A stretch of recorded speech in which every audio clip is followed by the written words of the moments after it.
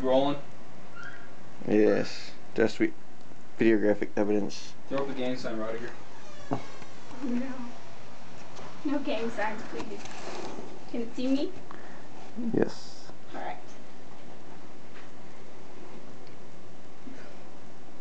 My fantastic husband Tim is celebrating his 31st birthday.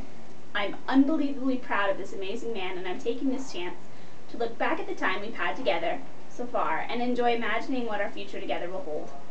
I'm so happy to be celebrating 8.5 years of marriage and over 11 years of being best friends.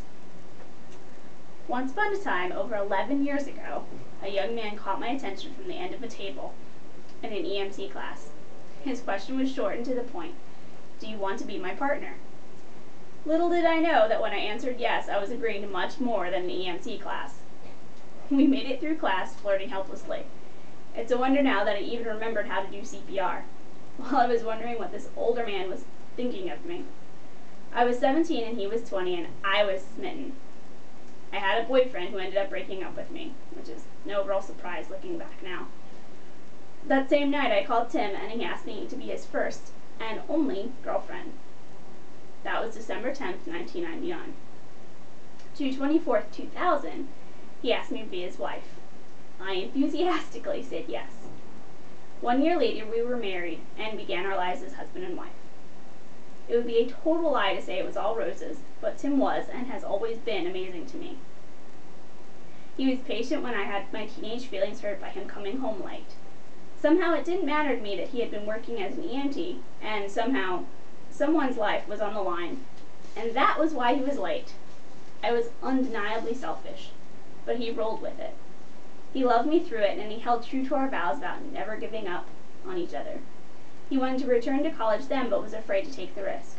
So instead we worked in a group home for at-risk teenage boys. Again, Tim showed how amazing he was. His calm was what kept me together when life was unbelievably tough. From there we worked in Lancaster, PA. Tim was a stonemason, me as a teacher's assistant. Hurricane Katrina had happened, and Tim decided that we should assist however we could in rebuilding.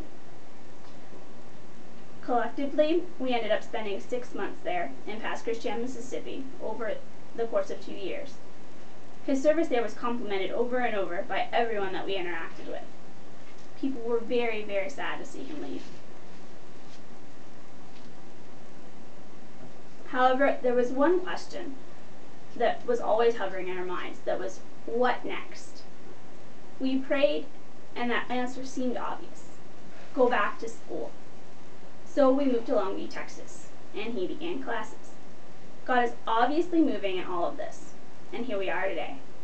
I've known Tim for what seems like forever, and the biggest change I've seen in him, besides physically, is a growth in depth and maturity. He is my earthly rock in hard times, my shoulder to cry on, my counselor, my Mr. Fix-It, lover, and above all, best friend and playmate.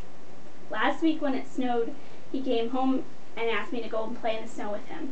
I went quite willingly at midnight. It was a work night.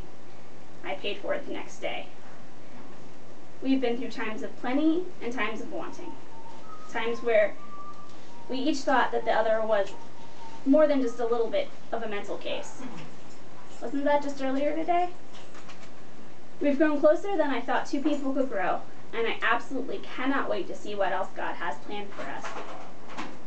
I just felt the need to tell you all how very proud I am to be married to such a wonderful man who is my very favorite person on this earth. I'm so glad that God has brought us together safely and has brought you together safely through 31 years. And I can't wait to see what he does the next 31 and beyond. Happy birthday, Timmy. I love you so very much.